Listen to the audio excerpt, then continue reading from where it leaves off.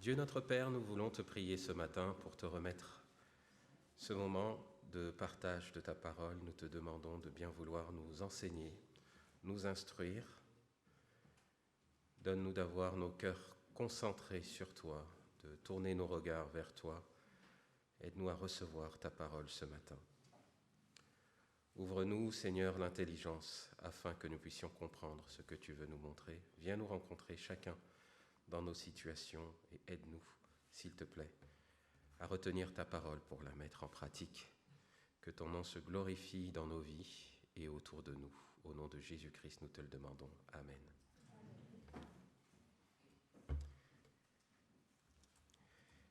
Alors,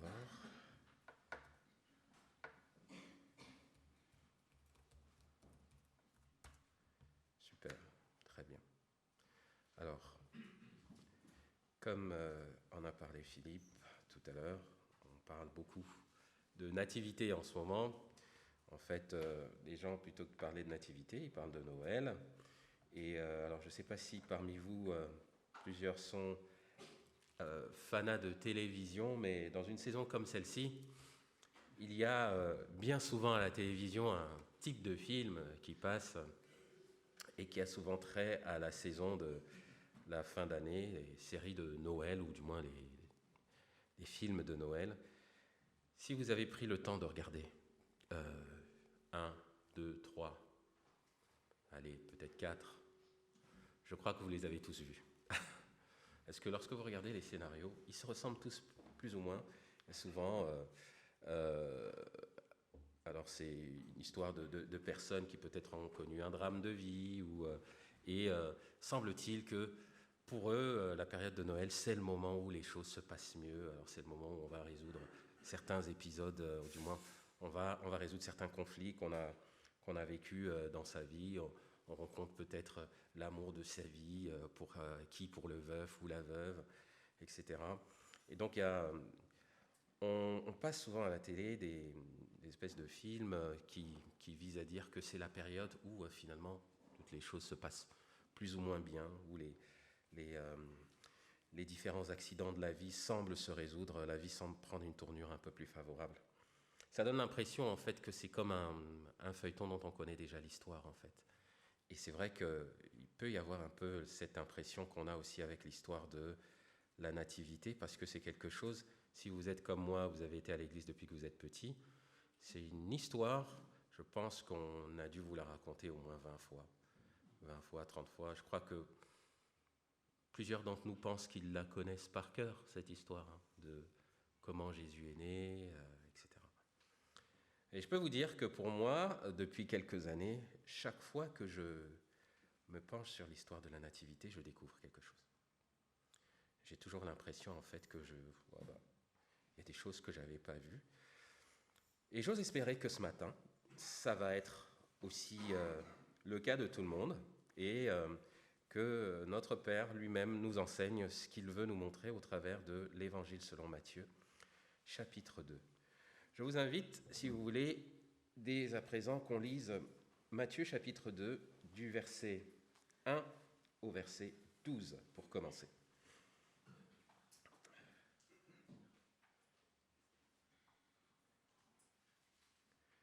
Alors, j'aurais peut-être pas dû faire ça. Ok.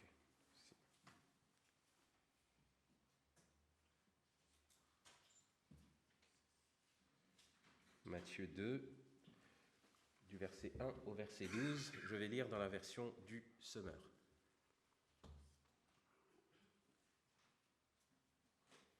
Roulement de tambour. Est-ce que tout le monde a sa Bible? Je peux commencer? Très bien. Alors, voilà ce qui est écrit. Après la naissance de Jésus à Bethléem de Judée, au jour du roi Hérode, des mages d'Orient arrivèrent à Jérusalem et dirent « Où est le roi des Juifs qui vient de naître? Car nous avons vu son étoile en Orient, et nous sommes venus nous prosterner devant lui. » À cette nouvelle, le roi Hérode fut troublé, et tout Jérusalem avec lui. Il rassembla tous les grands prêtres et scribes du peuple pour lui demander où devait naître le Christ. Ils lui dirent « À Bethléem de Judée, car voici ce qui a été écrit par l'entremise du prophète. Et toi, Bethléem, je ne lis pas dans la bonne version, c'est ce qui me semblait. Hop, je reviens ici. Et toi, Bethléem, village de Juda, tu n'es certes pas le plus insignifiant des chefs-lieux de Juda, car c'est de toi que sortira le chef qui, comme un berger, conduira Israël, mon peuple. Là-dessus, Hérode fit appeler secrètement les mages et se fit préciser à quel moment l'étoile leur était apparue. Puis il les envoya à Bethléem en disant « Allez là-bas et renseignez-vous avec précision sur cet enfant. Puis, quand vous l'aurez trouvé, venez me le faire savoir pour que j'aille, moi aussi, lui rendre hommage. » Quand le roi leur eut donné ces instructions, les mages se mirent en route. Et voici, l'étoile qu'ils avaient vue se lever les précédait. Elle parvint au-dessus de l'endroit où se trouvait le petit enfant. Et là, elle s'arrêta. En revoyant l'étoile, les mages furent remplis de joie. Ils entrèrent dans la maison, virent l'enfant avec Marie, sa mère, et, tombant à genoux, ils lui rendirent hommage. Puis, ils ouvrirent leur coffret et lui offrirent en cadeau de l'or, de l'encens, de la myrrhe. Je vais m'arrêter au verset 11, je lirai le verset 12 après. Alors, ce qui est intéressant, dans l'évangile de Matthieu, selon Matthieu, du moins au chapitre 2, Matthieu a déjà commencé un exposé pour expliquer qui est Jésus-Christ. Dans le chapitre 1, il a expliqué la généalogie de Jésus-Christ. Il démontre dans le chapitre 1 qui sont les ascendants de Jésus. Il y a Abraham, il y a Jacob, il y a David. Donc il explique que Jésus est le descendant promis selon ce qui avait été annoncé à Abraham. Et il explique aussi que c'est Dieu qui est à l'origine de la naissance de Jésus, puisqu'il est expliqué dans le chapitre 1 à Joseph que Marie tombe enceinte alors qu'elle n'a point connu d'homme par l'action du Saint-Esprit. Et donc Joseph la prend quand même pour femme alors qu'ils étaient fiancés. Et ensuite arrive ce chapitre 2 où donc Jésus est déjà né.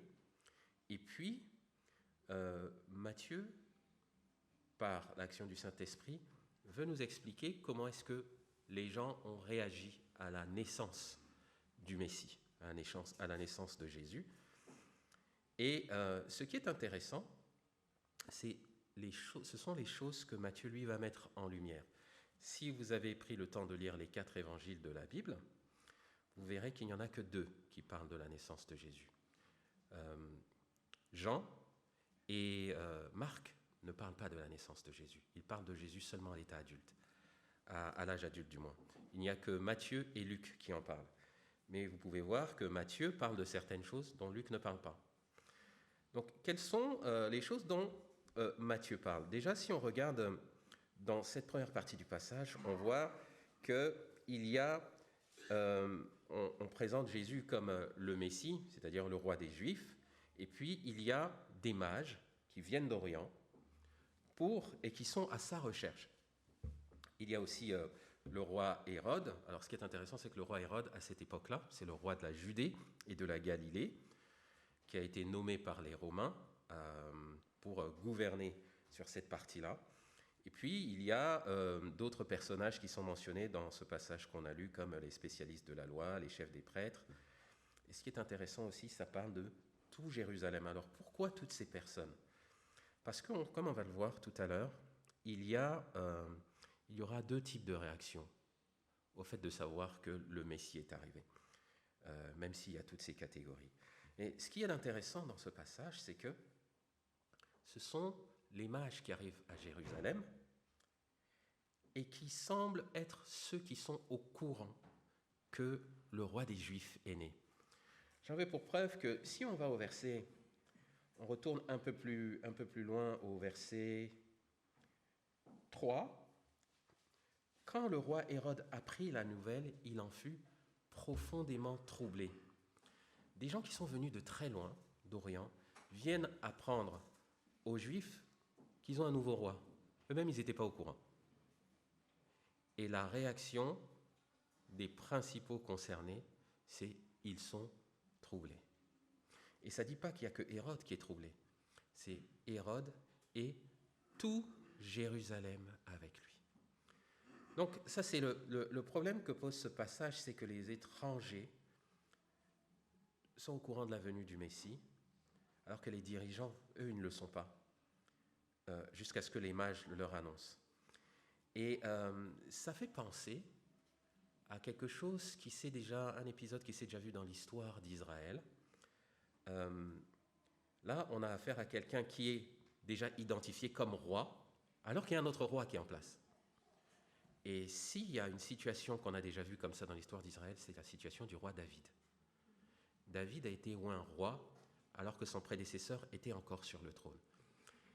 Je pense que Matthieu veut nous faire remarquer qu'il y a des similitudes entre Jésus, dont il a été démontré qu'il est le fils de David, il y a des similitudes entre Jésus-Christ et son ancêtre David.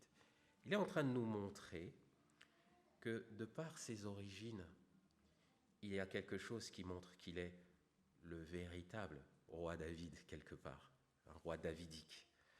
Et c'est là-dessus que Matthieu veut attirer notre attention. Il est en train d'attirer notre attention sur le fait qu'il y a une similitude entre le roi David, roi selon le cœur de Dieu, et le roi Jésus-Christ.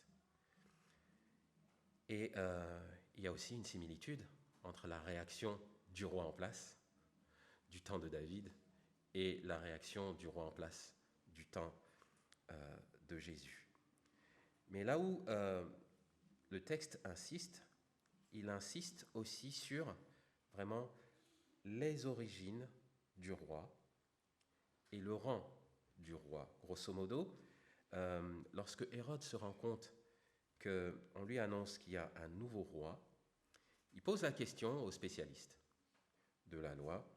Et ce qui peut attirer notre attention, c'est que quand les mages sont arrivés, ils lui disent « on a vu l'étoile dans le ciel », tout de suite, Hérode y pense au Messie.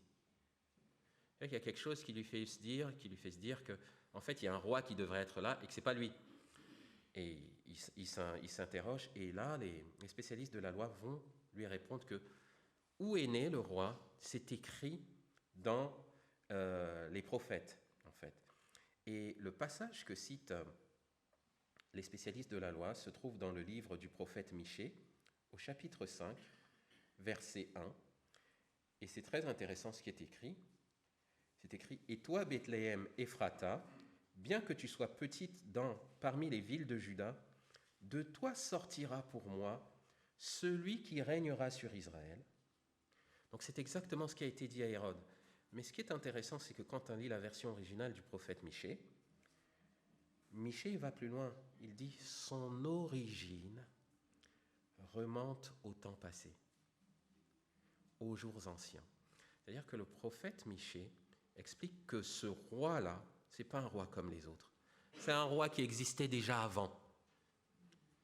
Il ressemble au roi David, mais il a quelque chose de plus que le roi David. Lui, c'est un roi ancien. C'est ça qu'on a dit à Hérode. Et Hérode savait de toutes les façons ce que représentait ce personnage, puisque c'est Hérode qui demande aux spécialistes de la loi quand naîtra le Messie. Donc, a priori, Israël sait qu'il y a un roi particulier qui va venir, et qui n'est pas un roi, c'est pas un être humain comme les autres. Même s'il est humain, il n'est pas humain comme les autres. C'est quelqu'un qui remonte au temps ancien. Donc, de par son origine, il est particulier. Et c'est le prophète Michée qui le dit. Et plus loin, il dit, c'est pourquoi il livrera d'autres peuples, c'est pourquoi l'Éternel livrera à d'autres son peuple, etc., etc. Mais il est important de voir que Matthieu attire l'attention des lecteurs. Matthieu attire notre attention sur les origines du Messie. Il a bien une origine humaine, on dit qu'il est né à Bethléem, comme son ancêtre David, mais c'est plus que David. Il a une origine ancienne. Alors maintenant, lorsqu'on voit ça, on se rend compte qu'il y a deux réactions par rapport à cet événement, ce gros événement qui s'est produit. La première réaction, c'est celle qui est donnée par les mages, tout simplement. Les mages venaient d'Orient. Alors, qui sont les mages ? On associe souvent au terme mage le terme magie, et on sait que Dieu réprouve la magie, la sorcellerie, le fait de consulter les esprits, etc. dans la Bible. Et là, c'est vrai qu'on pourrait être étonné du fait que les mages sont présentés de manière favorable. Alors en fait, les mages, certains les appellent plutôt des sages ou un peu comme des savants, des scientifiques. Ce sont des gens qui étudiaient l'astrologie, mais aussi l'astronomie. Et en étudiant ces choses, ils ont vu dans le ciel un signe de la venue du Messie. Et le fait de comprendre que le roi exceptionnel venait, ça a généré quelque chose chez eux. Ils sont venus de très loin. Pour certains, le voyage qu'ils ont entrepris, pour certains commentateurs, ils disent que ce voyage a pu leur prendre des mois et des mois avant d'arriver à Jérusalem. Ils ont voyagé de jour comme de nuit, en bravant différents dangers pour pouvoir arriver jusqu'à Jérusalem. Donc la première attitude qu'on peut voir, la première réaction qu'on peut voir à l'annonce de l'arrivée du Messie, c'est des gens qui manifestent un enthousiasme pour le rencontrer. Mais plus qu'un enthousiasme pour le rencontrer, ils sont venus, comme on peut le voir dans le texte, ils sont venus pour lui présenter leurs hommages. Ils ont envie de se trouver en sa présence, et pour eux, c'est un événement qui est heureux que de venir présenter leurs hommages au roi. Pour aller plus loin sur cette histoire de mage ou de majou, alors d'astre dans le ciel, c'est vrai qu'on peut se demander aussi, mais qu'est-ce qui a mis Hérode sur la voie quand il a entendu les autres parler d'une étoile dans le ciel? Pourquoi est-ce que Hérode fait tout de suite le lien avec le Messie? On lui a dit le roi des Juifs qui vient de naître, etc. C'est une question que moi je me suis posée. En fait, dans les prophéties de l'Ancien Testament, il n'est quasiment jamais mentionné comme signe de la venue du Messie qu'il y a une étoile dans le ciel. Alors, comment Hérode il a fait? En fait, il y a un passage peut-être qui laisse le doute. Et ça se trouve dans le livre de Nombres, au chapitre 24, verset 17. En fait, lorsque Israël a quitté l'Égypte et veut aller en terre promise, ils doivent passer par un territoire, je crois que c'est le territoire de Moab, et le roi de Moab ne veut pas faire passer Israël. Et donc, il va aller chercher un faux prophète pour maudire Israël. Il demande à ce prophète de prononcer des malédictions contre Israël, et ce prophète-là n'y arrive jamais. Ce prophète-là s'appelle Balaam. Et à un moment donné, le roi de Moab dit « Mais pourquoi tu n'arrêtes pas de bénir Israël alors que moi je te demande de les maudire ?» Et voici ce que dit le prophète Balaam au verset 17 du livre des Nombres, chapitre 24. « Je le vois bien, mais ce n'est pas pour maintenant. Je le contemple, mais non de près. Un astre monte de Jacob. Un sceptre surgit d'Israël. Il brise les flancs de Moab. Il abat tous les fils de Seth. » C'est la seule mention qui semble montrer qu'un roi d'Israël a son avènement qui est lié à un astre dans le ciel. Mais si vous regardez dans le livre de l'Apocalypse, Jésus déclare lui-même personnellement « C'est moi l'étoile du matin ». Et donc Jésus s'identifie effectivement à un astre aussi dans le ciel. Donc, même si les prophéties semblent ne pas être précises, on peut penser qu'il y a quelque chose qui mettait sur la voie le peuple d'Israël à ce moment-là. Et donc, ceux qui voient que le Messie arrive, parmi eux, il y en a qui n'ont qu'une seule envie, c'est aller jusqu'à lui apporter leurs hommages. C'est ce que font les rois d'Orient ou les sages d'Orient. Ils sont étrangers, mais ils viennent adorer le roi de quelqu'un d'autre. Ça aussi, ça peut attirer notre attention. Pourquoi ? Moi, je crois qu'il y a quelque chose vraiment de particulier dans le Messie. Non seulement c'est un roi des temps anciens, mais je crois que ce que Matthieu veut nous montrer, c'est que ce ne sera pas seulement le roi des Juifs. Ce sera plus que le roi des Juifs, ce sera aussi le roi d'autres nations. C'est pour ça que d'autres nations se sentent concernées. Et même, Cette histoire d'étoile, pour moi, veut dire quelque chose.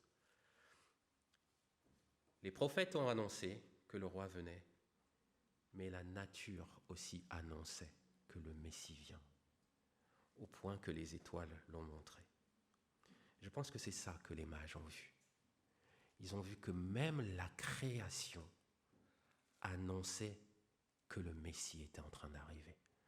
Alors c'est marrant parce que jusqu'à ce que je relise ce texte, j'arrivais pas à me dire mais pourquoi on met cette histoire-là sur les sapins. Il y a plein de symboles qu'on met à Noël, dont je ne retrouve pas forcément la cohérence avec la Bible, mais ça m'a fait réfléchir à cette étoile qu'on met là. Alors les gens pensent à l'étoile de David, mais quand j'ai lu ça, je me suis dit, ah ben tiens, est-ce que ça a inspiré quelqu'un de mettre une étoile sur un sapin, quoique après on puisse discuter de la pertinence du sapin, bien. Parce qu'il y a cette première attitude de ceux qui viennent pour l'adorer, qui vont lui offrir des cadeaux, ils vont arriver jusqu'à lui, ils vont se prosterner, ils seront joyeux de lui offrir des cadeaux, etc. Puis il y a l'autre attitude, celle d'Hérode. Lui, il est surpris, il est étonné. Et même les spécialistes de la loi sont surpris, ils sont étonnés. Ce sont des savants pour ce qui concerne l'écriture. Ils sont champions pour savoir ce qui est écrit. Mais quand ça se produit, ils sont un peu étrangers à ce qui se passe. C'est assez significatif. Matthieu est en train de montrer que Dieu ne met pas à l'écart les étrangers de son plan de rédemption. Mais en revanche, là, l'establishment, ceux qui sont en haut dans la société, ceux qui aiment plus leur vie que l'avènement du Seigneur, ceux-là, en fait, ils reçoivent les nouvelles en dernier. Si vous comparez à ce que Luc raconte sur la naissance de Jésus, c'est assez intéressant. Parce que lorsque Jésus naît, on voit tout de suite que la nuit même, des anges viennent parler à des bergers. Les bergers tout de suite vont voir Jésus et Marie à Bethléem. Les anges vont donc parler à des bergers, mais aussi on voit que Jésus est présenté dans le temple à Jérusalem. Et dans le temple, il y a un vieillard qui attendait la venue du Messie, et il y a aussi une vieille dame qui, elle aussi, attendait la venue du Messie. Et cette vieille dame, quand elle voit le Messie, elle parle du Messie le texte dit, à tous ceux qui attendaient la venue du Messie. Mais ici, dans Matthieu, on a des gens qui sont surpris que le Messie soit là. Si vous regardez chronologiquement, je ne vais pas faire tous les détails, le moment où les bergers apprennent la nouvelle, c'est le soir même où Jésus naît. Le moment où on présente Jésus au temple, c'est environ 1 mois après sa naissance. Mais le moment où les mages arrivent à Jérusalem, Jésus a entre 1 an et 2 ans. Normalement, la venue du Messie était censée être connue. Mais le roi, les spécialistes de la loi, sont passés au travers pendant plus d'1 an. Qu'est-ce qui s'est passé ? Je crois que Dieu est en train de montrer quelque chose. Il montre son avènement à ceux qui aiment son avènement. Ceux qui aiment l'avènement du Seigneur ne vont pas rater son avènement. Mais ceux qui aiment leur vie plus que l'avènement du Seigneur, ils passent au travers. Hérode ne voyait pas d'un bon œil qui est un roi concurrent, tout comme Saül ne voyait pas d'un bon œil qui est un nouveau roi. Ici, les chefs de la loi, on ne le voit pas encore, mais eux non plus ne voient pas d'un bon œil qui est le Messie. Ils semblent juste indifférents, mais la suite de l'histoire de Jésus va montrer qu'en réalité, ils ne voient pas d'un bon œil la venue du Messie. Et ça, pour nous, c'est un enseignement. Nous devons aimer l'avènement du Seigneur. Nous devons souhaiter l'avènement du Seigneur. Il est déjà venu, ça doit avoir un impact sur notre vie aujourd'hui, mais il a déjà promis qu'il reviendra. Et le Seigneur Jésus s'attend à ce que son peuple attendent son avènement, sa deuxième venue. Le risque pour nous, c'est de croire que, bon voilà, on fait partie du peuple de Dieu, on est à l'église, on a une vie chrétienne, etc. Voilà, c'est plié, on n'a rien de plus à faire, tout est acquis. Comme certains ici, dans le peuple d'Israël, pouvaient penser que, bon voilà, les choses leur sont acquises, et ils aimaient tellement leur statut on dirait qu'ils n'attendaient plus la venue du Messie. On peut tomber dans ce piège-là. Notre vie ne peut pas être satisfaisante jusqu'à ce que nous ayons retrouvé le roi des rois. Elle ne sera jamais à 100% satisfaisante. Bien sûr, il a dit « Je suis tous les jours avec vous ». Il ne nous a pas laissés seuls pour les chrétiens. Mais ça ne sera jamais aussi bien que quand on sera avec Jésus face à face. S'il y a quelque chose qui est plus important dans notre vie que ça, on est sur la même tendance que ces personnages. Hérode, les sacrificateurs, ou encore le tout Jérusalem qui était surpris. Ah bon, il est là? Alors qu'il était déjà là depuis 1 ou 2 ans. Et eux, ils ne l'ont pas vu. Le roi est venu discrètement. Et donc, soyons attentifs à aimer son avènement plus que notre vie de ce temps. C'est l'exhortation de ce matin. Soyons attentifs à aimer son avènement plus que notre vie de ce temps. Sujet de prière numéro 1. Passons à la suite du texte. On va lire du verset 12 au verset 18 dans Matthieu chapitre 2.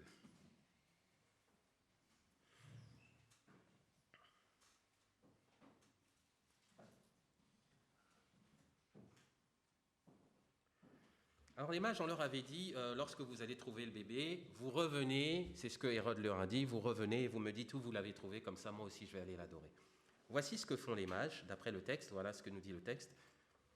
Cependant, Dieu les avertit par un rêve de ne pas retourner auprès d'Hérode. Ils regagnèrent donc leur pays par un autre chemin.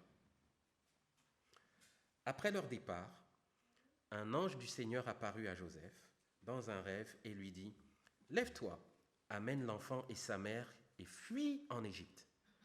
Tu y resteras jusqu'à ce que je te dise de revenir, car Hérode fera rechercher l'enfant pour le tuer. » Joseph se leva donc, emmena l'enfant et sa mère de nuit pour se réfugier en Égypte. Il y resta jusqu'à la mort d'Hérode. Ainsi s'accomplit ce que le Seigneur avait dit par le prophète. J'ai appelé mon fils à sortir de l'Égypte. Quand Hérode s'aperçut que les mages s'étaient moqués de lui, il devint furieux, donna l'ordre de tuer à Bethléem et dans les environs tous les enfants de moins de 2 ans, conformément aux précisions que lui avaient données les mages sur l'époque où l'étoile était apparue. Ainsi s'accomplit la parole transmise par Jérémie le prophète.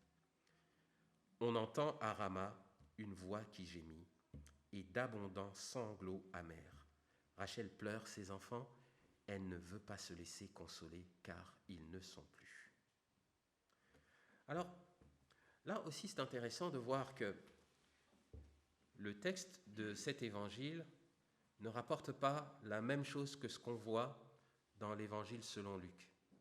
Ça veut dire que Matthieu a été guidé par le Seigneur pour attirer notre attention sur certaines choses en particulier. Il veut nous enseigner certaines choses qui ne sont pas enseignées dans l'évangile selon Luc au sujet de la naissance de Jésus. Alors, de quoi s'agit-il? Déjà, on voit qu'il y a un problème. C'est que le Messie qui a été annoncé à tout le monde, maintenant je crois que tout le monde a compris en Israël qu'il y a le Messie a priori serait là, mais manifestement le Messie a un puissant ennemi qui veut détruire sa vie et il veut même détruire a priori le plan de rédemption de Dieu pour Israël et pour l'humanité, puisque la fonction du Messie c'est effectivement de guider Israël mais d'amener la rédemption. Ce qu'on peut voir dans cette partie tragique du texte, c'est tout d'abord que Dieu fait tout pour protéger l'enfant, Jésus, Donc il avertit les mages de ne pas repartir voir Hérode, et il avertit Joseph de fuir avec Marie en Égypte. Et l'un des points qui peut attirer notre attention, c'est la première citation de l'Ancien Testament qu'il y a dans ce texte, qui dit « J'ai appelé mon fils à sortir d'Égypte ». Et le texte dit que c'est un accomplissement de ce qui a été écrit ici. Alors c'est drôle parce que ce texte-là se trouve dans le livre du prophète Osée, chapitre 11, verset 1, et ça aussi je vais vous le lire, c'est assez intéressant. Donc ce que Matthieu est en train de nous dire, c'est que l'épisode de la vie de Jésus qui se passe à ce moment-là fait écho à ce qu'a dit le prophète Osée. Et il dit que c'est un accomplissement de cette parole de Osée. Alors voici ce qu'il dit dans le livre de Osée. Quand Israël était enfant, je l'ai aimé, j'ai alors appelé mon fils à sortir d'Égypte. En fait, quand Osée parle de ça, il parle du temps où le peuple d'Israël était en captivité en Égypte, en esclavage plutôt qu'en captivité, et que l'Éternel a sauvé Israël en se servant de Moïse comme son instrument. C'est de cet épisode que le prophète Osée parle. Il dit que Israël était enfant, c'est-à-dire que c'était encore un peuple naissant, et c'est l'Éternel qui l'a appelé à sortir d'Égypte. Matthieu dit que ce qui est arrivé à Israël à ce moment-là, c'est la même chose que ce qui se passe dans la vie de Jésus quand il fuit Israël pour aller en Égypte. Ce qui est arrivé à Israël quand ils ont quitté l'Égypte pour aller au désert, c'est la même chose que ce que Jésus a vécu quand il a quitté Israël pour aller en Égypte. Allez y comprendre quelque chose. Mais en fait, qu'est-ce que le Seigneur veut dire par ce passage ? Dans le prophète Osée, Israël est appelé « mon fils » par l'Éternel. Nous savons que Jésus est aussi le Fils de Dieu. Ce que Matthieu veut nous montrer, c'est que Jésus est le digne représentant, l'authentique représentant du peuple d'Israël. Jésus est le vrai Israël. Ce que Israël vit quand il quitte l'Égypte pour arriver au désert, Israël quitte un pays où il est sous la domination d'un dictateur, sous l'oppression d'un dictateur. C'est exactement la même chose que ce qui se passe avec Jésus. Il y a l'oppression d'un dictateur, Hérode, et c'est l'Éternel qui permet sa fuite vers un pays où sa vie ne sera pas menacée. L'ironie de l'histoire, c'est que Israël, le peuple, fuit l'Égypte, mais Jésus fuit aussi l'Égypte, mais pas la même Égypte. L'Égypte que Jésus fuit, c'est Israël. Vous voyez Parce que le Israël de l'époque est devenu un pays qui est un pays d'oppression pour le peuple de Dieu. C'est-à-dire que c'est une figure, c'est une image. C'est pourquoi Matthieu dit que ce qui arrive à Jésus, c'est la même chose que ce qui est arrivé en fait au peuple d'Israël lorsqu'ils ont quitté l'Égypte. Israël est devenu tellement dur à vivre qu'il est devenu aussi dur à vivre que l'était l'Égypte au temps de l'esclavage des millénaires avant. Hérode a rendu la situation tellement difficile, Rome a rendu la situation tellement difficile que c'était comme quand Israël était en esclavage en Égypte. Et donc, cette oppression que vivaient les enfants de Dieu, ou du moins le peuple de Dieu quand ils étaient en Égypte, c'est cette même oppression que Jésus a vécue à ce moment-là. Et Dieu l'a appelé à sortir pour un temps, pour préserver sa vie.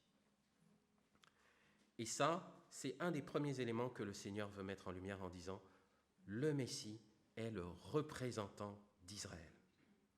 Mais ce n'est pas tout ce qu'on voit dans ce texte. On voit que, puisque le Seigneur l'a préservé, Hérode va massacrer des enfants, parce qu'il voulait le retrouver, mais il ne l'a pas retrouvé. Et là, il y a quelque chose qui peut attirer notre attention, c'est que le massacre d'enfants pour pouvoir atteindre Jésus, ça nous fait penser à un épisode de la Bible. Ça nous fait penser à Moïse.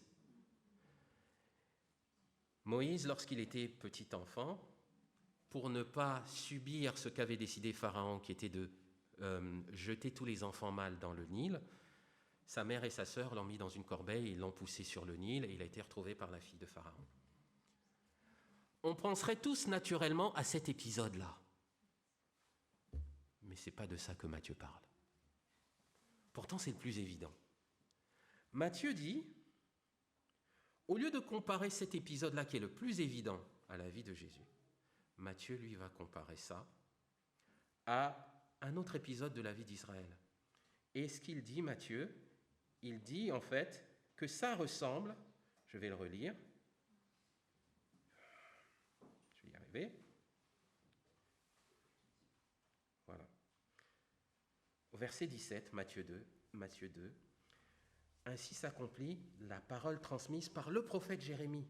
On entend à Rama une voix qui gémit et d'abondants sanglots amers. Rachel pleure ses enfants, etc. Elle ne veut pas se laisser consoler car ils ne sont plus. Cette parole-là a été donnée par le prophète Jérémie parce que le peuple d'Israël avait tellement désobéi à l'Éternel, le peuple de Juda avait fini par désobéir à l'Éternel que Dieu a décidé de partir en captivité. Et lorsqu'on emmène les enfants de Juda en captivité, ils s'arrêtent à la ville de Rama. Pas loin de là a été enterrée la femme de Jacob, Rachel.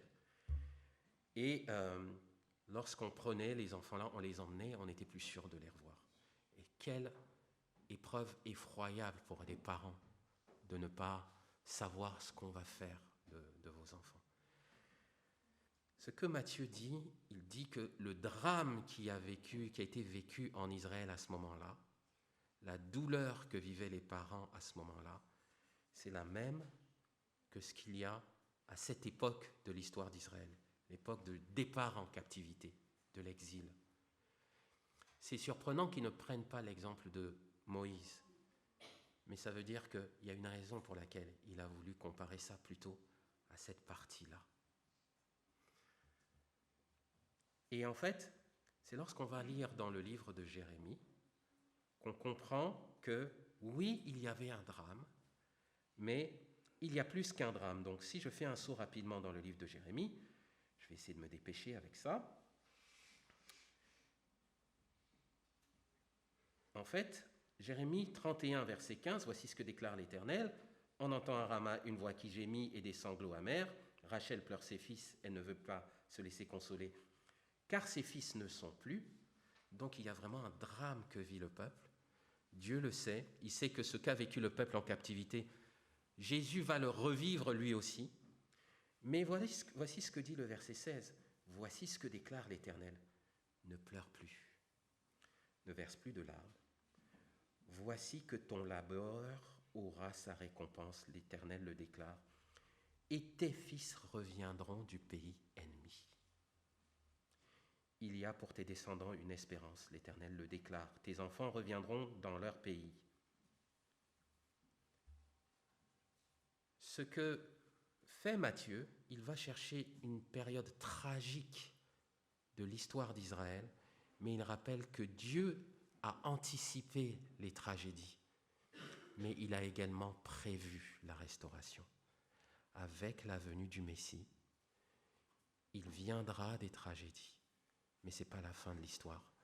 Matthieu veut que nous sachions que, associé à l'histoire du Messie, il y a l'espérance. On peut se demander, je me suis demandé, moi pour être un parent, comment est-ce que j'aurais réagi si, après avoir vu mes enfants nés, au bout de 1 an, 2 ans, on vient, on me les arrache, alors qu'ils n'ont rien fait. Quelle réponse vous pouvez trouver? Quelle réponse on peut donner à un parent? Je ne peux que comprendre le désarroi des mamans à ce moment-là qui ne veulent pas être consolées. Et le Seigneur anticipe, il dit, j'ai le pouvoir de vous rendre vos enfants. C'est vrai, ça fait mal, mais l'enfant que j'ai sauvé a le pouvoir de vous ramener vos enfants. Placez votre confiance dans le Messie et vos efforts ne seront pas perdus. Et il y a un enseignement pour nous là-dessus, avec la venue du Messie. C'est que parfois les circonstances de la vie nous dépassent tellement, on ne voit pas les solutions. Les solutions, on n'arrive pas à les voir. Ou même, on n'arrive pas à comprendre pourquoi on a autant de problèmes. Dieu veut seulement qu'on tourne nos regards vers le Messie. Parce que lui, il est venu pour pouvoir prendre les problèmes qu'on n'arrive pas à supporter. Et il a promis de ne pas abandonner, en fait, son peuple. Donc, il y a vraiment des drames qu'on a du mal à comprendre. Des drames comme ceux-là, comme à l'époque de Moïse, sont difficiles à comprendre. Mais la bonne nouvelle, c'est que le Seigneur a promis qu'il va... C'est ce que dit d'ailleurs le livre de l'Apocalypse, il va essuyer toute larme. Il va vraiment essuyer toute larme. Il y a des problèmes peut-être que tu traverses aujourd'hui. Tu ne sais pas quand est-ce que ça va se résoudre. Peut-être même ça ne se résoudra pas avant que tu quittes la terre. Mais Dieu a promis qu'il va un jour essuyer toute larme. Si vous lisez le livre de l'Apocalypse, il y a des gens qui crient à Dieu en disant « Jusqu'à quand, Seigneur? Quand est-ce que tu feras justice ?» etc. Il y en a qui ont subi la persécution et ils n'ont pas connu de justification de leur vivant. Et Dieu promet qu'il va leur rendre justice. C'est un appel à l'espérance, un appel à la foi dans le Messie. Et donc dans cette deuxième partie, il nous est communiqué par Matthieu que non seulement Jésus est notre représentant, mais il est aussi notre libérateur et le garant d'une nouvelle alliance qui ne nous trompera pas. Voilà ce qui est attaché à la venue du Messie. Je vais commenter juste en quelques secondes la dernière partie de Matthieu 2, on n'aura pas le temps d'aller dans les détails. C'est qu'il est dit du verset 19 au verset 23 qu'il sera appelé Nazaréen. Nazaréen parce que en fait, lorsque Hérode meurt, Dieu avertit Joseph qu'il peut repartir en Israël, mais il lui dit aussi, attention, il y a le fils de Hérode qui règne. Donc, Joseph se dit, on ne va pas prendre de risques, on ne va pas repartir à Bethléem, il repart là où il avait l'habitude d'habiter, à Nazareth. Et Jésus grandit là. Là encore s'accomplit ce qui était dit à son sujet, qui serait appelé le Nazaréen. Mais il faut savoir que Nazareth, c'était une ville qui était mal vue. D'ailleurs, quand Philippe, on lui dit, on a trouvé le Messie, il vient de Nazareth, il dit, se peut-il vraiment qu'il y ait quelque chose de bon qui vienne de Nazareth? On méprisait les gens qui venaient de Nazareth. Et ça nous dit quelque chose sur la vie que Jésus, notre roi, celui qui n'a rien à se reprocher, a vécu sur la terre. Il a vécu la vie de quelqu'un de méprisé. C'est assez intéressant comment on aime présenter à quoi doivent ressembler les chrétiens, ou la notion qu'on se fait d'être un chrétien en bonne santé. Alors attendez, je ne suis pas en train de dire qu'il faut mener une vie austère, mais réfléchissez un peu à la vie qu'a menée notre Seigneur Jésus. Il était méprisé, les sacrificateurs, les chefs de la loi le méprisaient, surtout ils disaient, il n'est pas possible qu'il y ait un prophète qui vienne de Nazareth. Lorsqu'on débattait sur lui pour savoir s'il était vraiment le Messie, il disait, s'il vient de Nazareth, ça ne peut pas être le Messie, ce n'est pas possible. Ou encore, il a grandi dans une famille pauvre. Jésus a grandi dans une famille pauvre. Comment on le sait? Lisez l'évangile de Luc et voyez ce que Joseph et Marie ont apporté au temple. C'était les pauvres qui apportaient des colombes. J'ai juste eu cette réflexion hier en disant, Seigneur, quand même, t'es fort. Tu confies ton fils à 2 ados, à peine 2 jeunes, et tu ne leur donnes pas les moyens financiers pour bien l'éduquer. Et ils sont tout pauvres. C'est quand même le Fils de Dieu, quoi. Non, ils étaient pauvres. Ils étaient pauvres. Franchement, vous accepteriez, vous, qu'un notable, un chef de ce pays vous dise, c'est mon gamin, c'est toi qui vas t'en occuper, et puis, tu fais avec le minimum, quoi.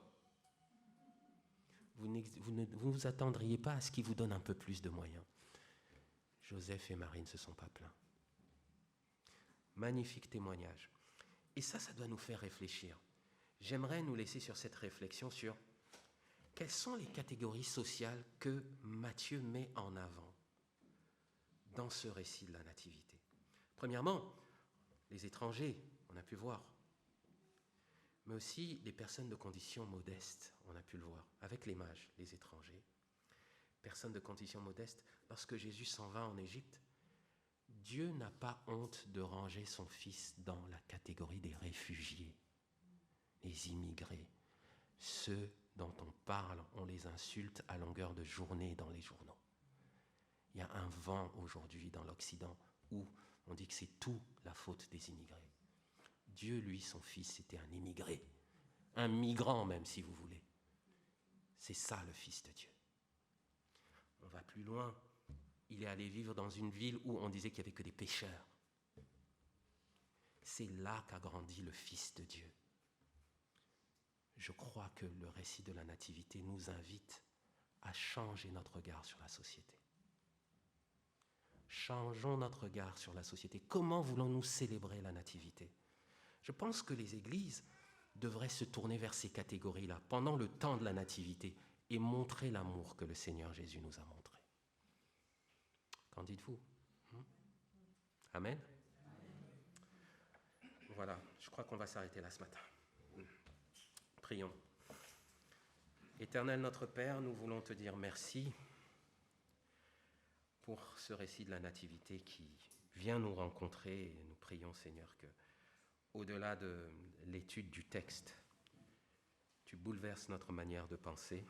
Aide-nous à penser comme toi tu as pensé, Seigneur. Tu dis de ne pas se conformer à ce monde, mais à nous laisser transformer par le renouvellement de notre intelligence. Nous te demandons cela ce matin. Aide-nous, Seigneur, à considérer comment toi-même tu as vécu sur terre.